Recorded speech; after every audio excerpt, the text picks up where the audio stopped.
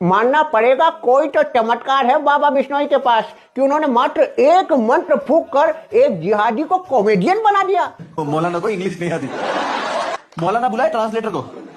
Translator की गांड फट गई। बोले मौलाना ये क्या करवा रहे? अब जिन बुला लिया, जिन तो आ गया जलाल में। जिन तो लाइक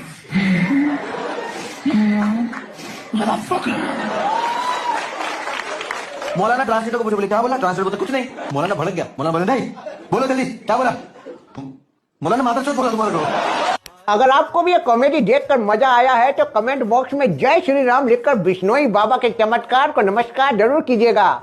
जय जय श्री राम। जय श्री राम। मेरे सभी सनातनी भाइयों का स्वागत है इस नए वीडियो में। आज हम आपके लिए कुछ खास और नया लेकर आए हैं, तो जल्दी से वीडियो को लाइक कर दें और अगर आप चैनल पर नए हैं तो सब्सक्राइब जरूर करें। साथ ही बेल आइकन को दबाना न भूलें ताकि आपको हमारे हर नए वीडियो की सूचना सबसे पहले मिले। और हाँ, नीचे कमेंट बॉक्स में जय श्री राम का नारा लगाकर अपनी उपस्थिति जरूर दर्ज कराएं। यूपीएससी में हुई कथित लीक पर पटना में विद्यार्थी सड़कों पर हैं और इस ठंड में एनडीए सरकार की पुलिस उन पर लाठीचार्ज कर दी। हालांकि छात्रों का यह मानना है कि कई कोचिंग इंस्टीट्यूट्स के मॉडल क्वेश्चन पेपर बीपीएससी के पेपरों से मिलते जुलते दिखते हैं, तो संभव है कि इन संस्थानों ने पेपर खरीद लिया हो। एक तरफ छात्रों का कहना है कि पेपर लीक हुआ है और परीक्षाएं पुनः होनी चाहिए, वहीं बीपीएससी का मानना है कि किसी भी प्रकार की लीक नहीं, बल्कि एक परीक्षा केंद्र पर प्रश्न पत्र देने में देरी हुई, जिसके बाद कई छात्र एक ही कक्षा में एकत्र होकर प्रश्न पत्र देखने लगे। यह सत्य है कि पिछले 10 वर्षों में ही मेडिकल, हाई स्कूल, बोर्ड परीक्षा, एसएससी, रेलवे आदि में लीक समेत बीपीएससी की भी परीक्षा में 2022 में लीक के कारण कैंसिल होने के समाचार। इस कारण छात्रों में तंत्र पर से विश्वास न दिखने के अपने तर्क। यदि किसी परीक्षा केंद्र पर पेपर देर से मिला और सारे छात्र इकट्ठा हो गए तब भी किसी को कोई लाभ मिला हो, ऐसा संभव नहीं, क्योंकि जब आप केंद्र में आ गए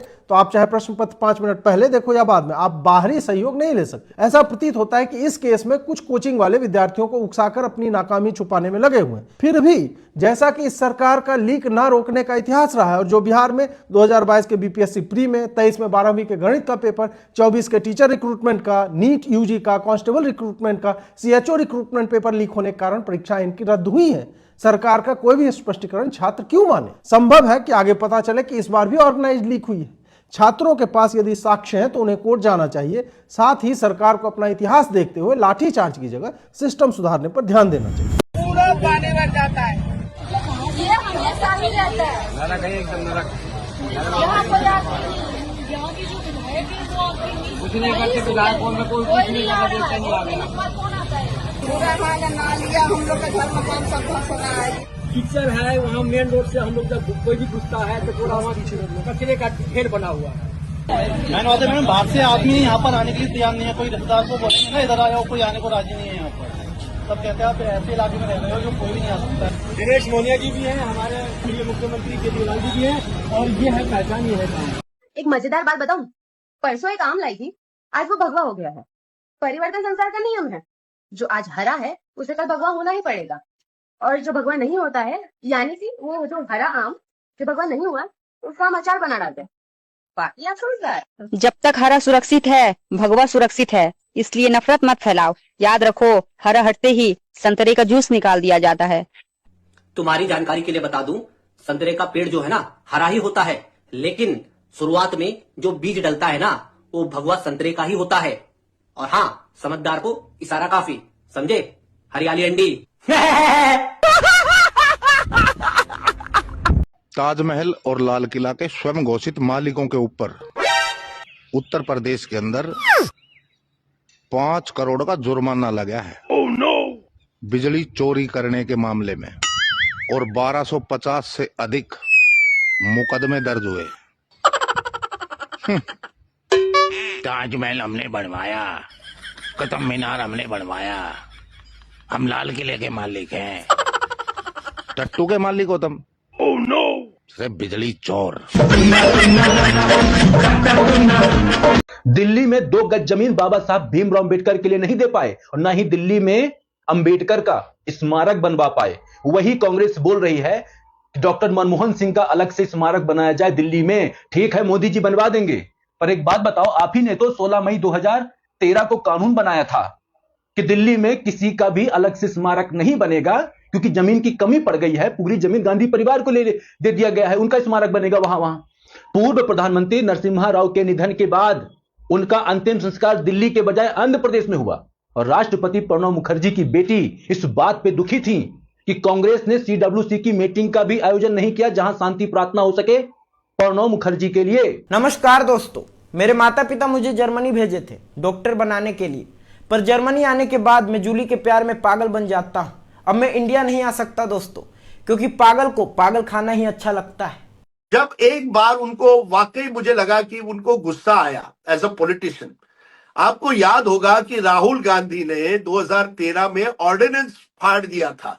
उन्होंने एक ऑर्डिनेंस, उनकी मनमोहन सिंह की सरकार ला रही थी। My opinion on the ordinance is that it's complete nonsense and that it should be torn up and thrown out. तो वो जो ऑर्डिनेंस था उसे राहुल गांधी ने पब्लिकली फाड़ दिया था। He had torn it apart.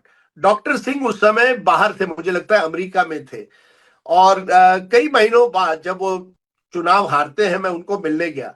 मैंने कहा, doctor Singh, is it true, क्या ये सही है कि तब आपने तय किया था कि आप रिजाइन करेंगे?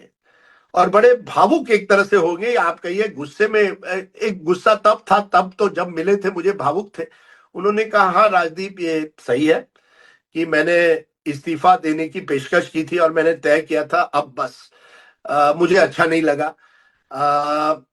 सोनिया गांधी ने, मैंने सुना, एक बार फिर उनको परसुएट किया, और आप मान सकते हैं कि ये भी उनकी गलती थी कि एक ऐसे समय जब उन्होंने मन बना लिया था, जो उन्होंने मुझे कहा, उन्होंने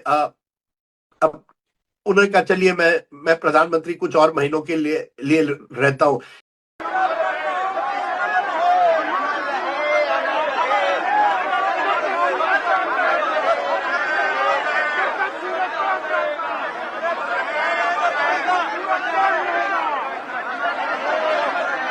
अरे स्वेटर पहन लो, ठंडी लग जाएगी यार।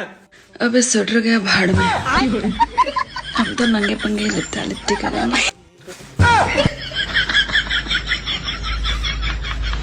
मैं अब थोड़ी बहुत पॉलिटिक्स तो समझने लगा हूँ। हाँ। यमुना पे वोट नहीं मिलेंगे। अच्छा, पर जो ये इमोशनल चीजें है ना सर, कि यमुना साफ हो गई, सड़कें ठीक हो गई, जो आदमी को सारा वक्त दिख रहा होता है, वो आदमी के दिमाग में सबकॉन्शियसली जो नैरेटिव क्रिएट करता है ना कि यार ये जो बोलते हैं करते हैं। मतलब आई थिंक अगर आप यमुना साफ कर देते हो ना, you will be very undefeatable in the Delhi area, because people will see it, people can point two it, be like देखो साफ हो गई। हम इतने दिनों से यहाँ पे झाग झाग दिखा करते प्रखर, मैं अब थोड़ी बहुत पॉलिटिक्स तो समझने लगा हूँ। हाँ। यमुना पे वोट नहीं मिलेंगे। अच्छा, आजकल की दुनिया तुम्हारी तभी है जब तुम बीजेपी के हो। अगर तुम बीजेपी के नहीं हो तो ना तुम हिंदू हो, ना तुम इस दुनिया के हो, ना ही तुम्हें कोई न्याय मिलने वाला है। सबसे पहली बात, 2014 से पहले जब प्रधानमंत्री मोदी जी प्रधानमंत्री नहीं बने थे, उससे पहले मैं भगवान शिव जी, राम जी, हनुमान जी, काल भैरव, दुर्गा माता, सबको मानता था। आज भी भगवान को मानता हूं। तो क्या मैं हिंदू नहीं हूं? मैं हमेशा हिंदू रहूंगा। बीजेपी पार्टी से पहले मैं हिंदू ही रहूंगा, चाहे कुछ भी हो जाए।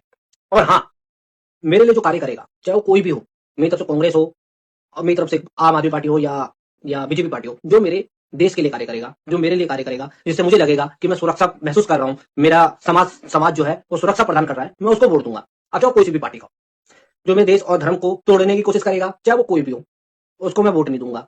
सीधी बात, नो बकवास, समझे? नीली अंडी।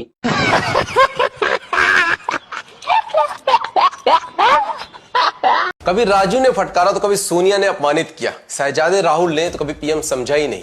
केजरीवाल के लिए व्हील चेयर पर सदन में लाना हो या फिर सिख विरोधी दंगों में माफी मांगने के लिए आगे करना हो, पूर्व पीएम डॉक्टर मनमोहन सिंह के प्रति गांधी परिवार का रवैया ऐसा था जैसा कोई अपने दुश्मन के साथ भी नहीं करता। और आज ये कांग्रेसी चमचे घड़ियाली आंसू बहाते हुए कह रहे हैं कि अंतिम संस्कार उनका निगमबोध घाट पर होना उनकी शख्सियत, उनके विराट व्यक्तित्व का अपमान है। ये वही कांग्रेस है जिनके मुख से उस वक्त एक शब्द नहीं निकला था जब पाकिस्तान का प्रधानमंत्री नवाज शरीफ मनमोहन सिंह को देहाती औरत बोला था। और आज ये उन मोदी पर मनमोहन सिंह के अपमान का आरोप लगा रहे हैं जो उस वक्त सिर्फ गुजरात के मुख्यमंत्री होने के बावजूद भी पाकिस्तान के प्रधानमंत्री को करारा जवाब दिए थे। खैर, जो कांग्रेसी चमचे और सोनिया सेना अपनी पार्टी के नेता पीवी नरसिम्हा राव जो 5 साल प्रधानमंत्री के पद पर रहे, उनके शव को सिर्फ इसलिए कांग्रेस मुख्यालय के अंदर नहीं आने दिया क्योंकि उन्होंने सोनिया गांधी के सामने सर झुकाने के बजाय देश के लिए वो कार्य किए जिसकी देश को जरूरत थी। और सिर्फ नरसिम्हा राव जी के साथ ही नहीं, उन्होंने पूर्व राष्ट्रपति प्रणब मुखर्जी जी के साथ भी कुछ ऐसा ही किया था। खैर, मनमोहन जी के स्वर्ग गमन पर भगवान की आत्मा को शांति दे, लेकिन जैसे कि उम्मीद थी कि चिताओं पर राजनीति करने वाले कांग्रेसी चमचे गंद मचाएंगे, और उन्होंने गंद मचाना शुरू भी कर दिया। जिन्हें जीते जी वो कभी सम्मान न दे सके, उनके मरने के बाद स्मारक बनाकर सम्मान देने की बात कर रहे हैं। इसलिए हैशटैग के साथ सेम ऑन कांग्रेस लेकर उठाकर मारी इस वीडियो को उन चमचों के मुंह पर जो राजीव इंदिरा के शवों पर राजनीति करने के बाद अब मनमोहन जी के शव पर राजनीति कर रहे हैं। हम जानते हैं कि किस तरह से एक पुजारी हमारे सुख दुख सब में काम आता है। हमारे घर में शादी हो, बच्चे का बर्थडे हो, कोई भी खुशी का मौका हो या कोई मौत हो जाए या कोई गम का मौका हो, हर वक्त पुजारी हमारे साथ होता है, हमारे को उसमें अपना कंट्रीब्यूशन करता है। हम मंदिर जाते हैं, पूजा करते हैं, लेकिन कभी भी इनकी तरफ हमने ध्यान नहीं दिया। आज इस योजना के जरिए हम इसे, मैं वेतन या तनख्वाह नहीं कहूंगा, एक तरह से इनका सम्मान करने के लिए इसकी घोषणा कर रहे हैं कि लगभग 18,000 रुपए महीना इनको सम्मान राशि दी जाएगी हमारी सरकार बनने पर। ये मंदिर और मस्जिद के भुलावे में रह गए, ये देश 15वीं सदी के अंदर पहुंच जाएगा। इनके चक्कर में मत पड़ना। अगर ये मंदिर और मस्जिद बनाते रह गए तो आपका बेटा इंजीनियर नहीं बनेगा, उसको पुजारी बनाना पड़ेगा किसी मंदिर में बिठाने के लिए दोस्तों।